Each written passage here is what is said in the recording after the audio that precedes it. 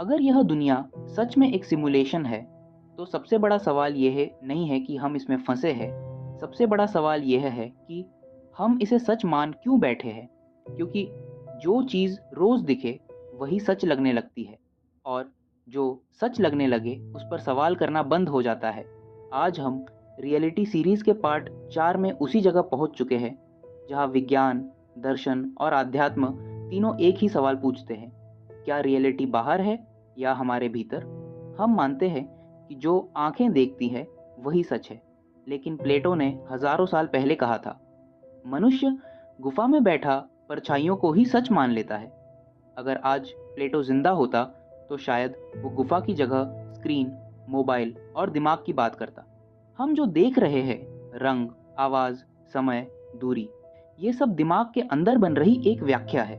Neuroscience साफ कहती है, हम रियलिटी को नहीं देखते, हम रियलिटी का वर्जन देखते हैं।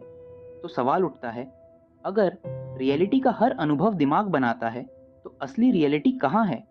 यहीं से सिमुलेशन थ्योरी शुरू होती है। एलन मस्क कहता है, इस बात की संभावना बहुत ज़्यादा है कि हम बेस रियलिटी में नहीं हैं।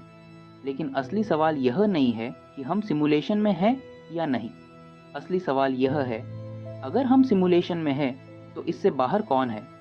वेदांत कहता है, दृष्टा कभी दृश्य नहीं हो सकता। यानी जो देख रहा है, वो कभी देखा जाने वाला नहीं बन सकता।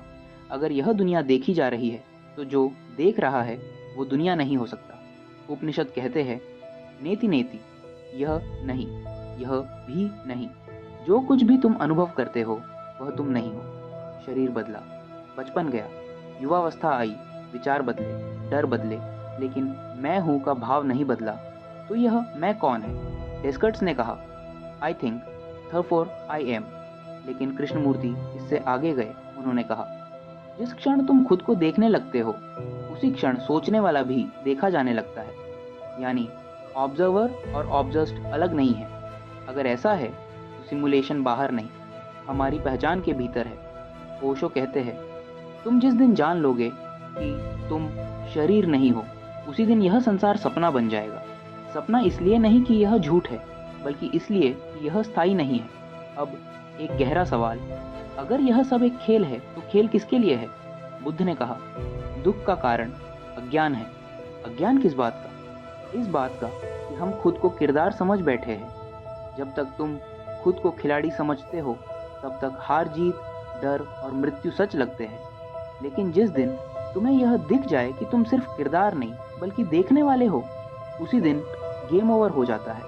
सिमुलेशन खत्म नहीं होती, लेकिन तुम्हारी पकड़ खत्म हो जाती है। यही मोक्ष है, यही निर्वाण है। यह कहीं जाने की अवस्था नहीं, यह पहचान बदलने की अवस्था है। अब एक आखिरी सवाल, क्या अवेकनिंग का मतलब यह है कि हम सिमुलेशन से बाहर निकल जाते हैं? नहीं, अवेकनिंग का मतलब है सिमुलेशन के अंदर रहते हुए भी उसके गुलाम न रहना।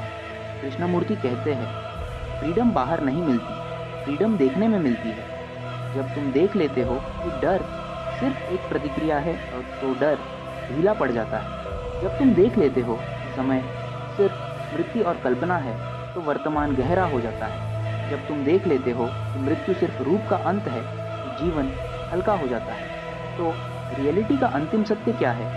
यह नहीं कि दुनिया सच है या झूठ। अंतिम सत्य यह है, तुम वह नहीं हो जो इस दुनिया में दिखाई देता है, और यह दुनिया वैसी नहीं है जैसी दिखाई देती है।